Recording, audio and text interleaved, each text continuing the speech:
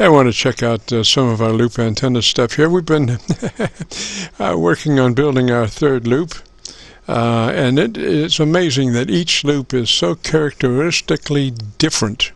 You would think, gosh, you build 3 10-foot vertical magnetic loops, it's like falling off a horse, you know, you just get back on. But each one, when you get down to checking SWR, each one is very critical and very different.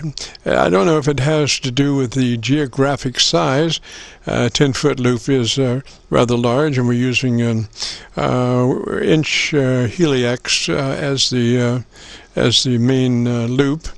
And I don't know if it's the size or what, but each one is a labor of love as far as working out the SWR. And you know, each one you start with maybe a 14 SWR. And you're obviously looking for a 1-to-1, but sometimes you have to compromise. This third one that I've just built, I'm running at right now at about a 2.4. I've got some plans though to bring that on down. It just it takes time, you know. And so the idea is that instead of we have 2 of them on rotors. And one is fixed, but the other 2 are on rotors. And the original idea was to be able to pan left, right, whatever for signal differences in directionality. But I'm right now thinking, revising that and thinking about using them as like scanner antennas and dividing the geographic space. Right, like now one is pointed at 0 degrees, one is pointed at 90 degrees, and the other is pointed at 45. So between those 3, we have quite a bit of geography covered. And we just have to see how that works. It's all new. I can't find much in writing about large loops, and sometimes it's amazing that the directionality of the loop does not seem to follow by the book of what you would normally think the loop forward and the nulls are concerned. In tuning them, I have found that the best way to start tuning them is tune them to the null, find the null, and then you can work out the forward part of it. But the null is a lot sharper than the forward gain and forward directionality, should I say. So if you find the null, and then you can interpolate what the forward part of the loop radiation is. Anyway, this is the Friday afternoon Qso-Vlog net. If you have a radio you want to check out, give me a shout.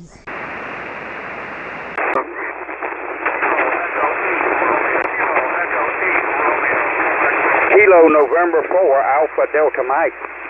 The Alpha Delta Mike station, come back slowly phonetically with the call sign, please. Delta Mike station, come back slowly phonetically with the call sign, please. Roger, Jim, this is Kilo November 4, Alpha Delta Mike. Name here is Reggie, Romeo Echo Golf Golf India Echo, and I'm located in southeast Georgia, Roger.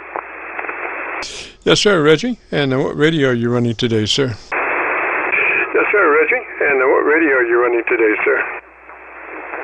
I'm running a 991A, Yaesu FT-991A. You've helped me set it up in the past, but I'd like to get you to help me check it and make sure it's still okay. And I've got a couple of questions for you. Yes, sir. Looking at your audio, you're fine. You're 3 dB dynamic range, just like last we left, Roger. Your 3 dB dynamic range, just like last we left, Roger. Roger that. Yeah.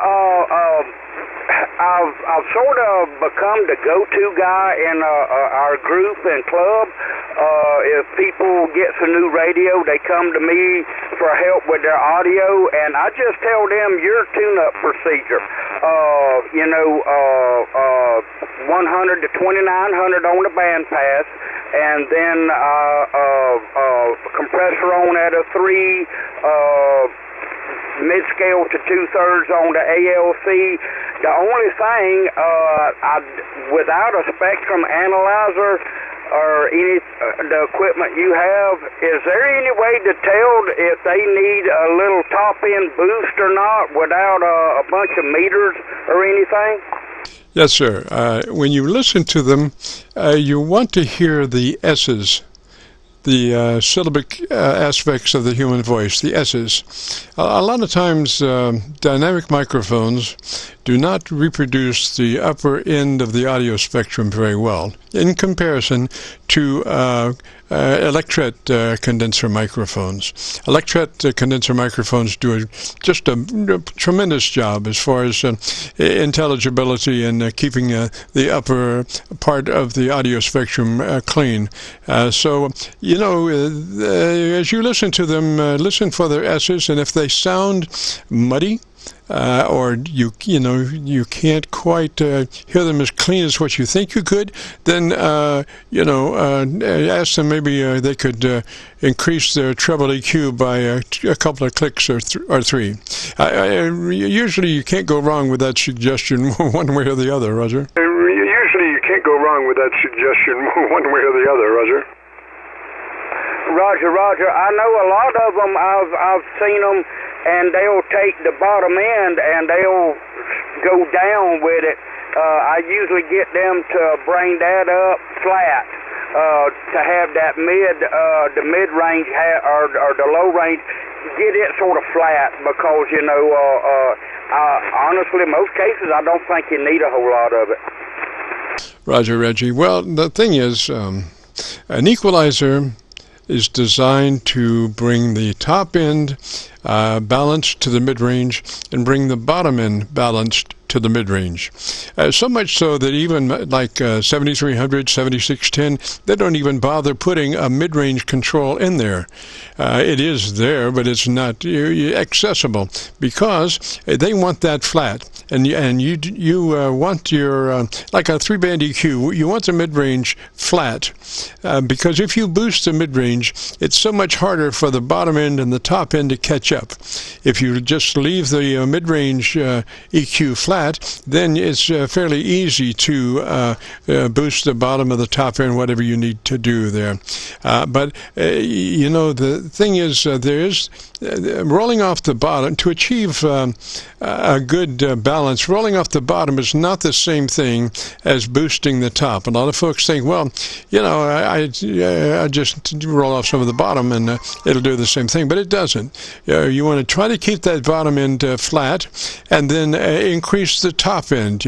Even if you have to go to say this is 7300, 7610, you go to +5 top end EQ. That's not a problem. That's just making up for the lack of articulation of the microphone that you're using, Roger. Roger that. Yeah, well, that's like I said, I've helped several people in our club and our group set up their radios, and actually they have did contests and the 13 colonies and parks on the air, and they have great results. They are busting pile up when nobody else. I mean, their audio, the way you got it set up, it just pops, and they're being picked up a lot more than other people. So thanks a lot for helping us. You have helped our group a great deal with your setup, Thank you so very much. Yeah, we're now approaching, just over 1,800 recorded Qso-Vlogs of folks' tune-ups and stuff, and it is a very good, if I may say so, a very good generic tune-up procedure. That was the whole key to it, being able to have a system that we could apply it to many, if not most, transceivers. And our tune-up procedure is generic, and it does wind up with a 3 dB dynamic range, which is a very fat signal audio-wise, 80 to 85% of average peak modulation, but it's not blurry. That's the thing. It's very loud, but it's not blurry. Because what happens is if you continue to push things will get blurry. And once words start to blur, then you've defeated the purpose of good audio. You know, the whole point is for people to be able to understand what you're saying, Roger. Able to understand what you're saying, Roger. Roger that, Jim. Well, I appreciate you helping me with that. I was just wondering. Thanks a lot. Love your show. Either listen to it on the radio every week, and I check out your videos on YouTube. Keep up the good work. Thanks a lot, and I'll let you go. And I know you got a lot of other people out there to help. And 7-3s, and you have a great weekend. From Kilo November 4, Alpha Delta Mike.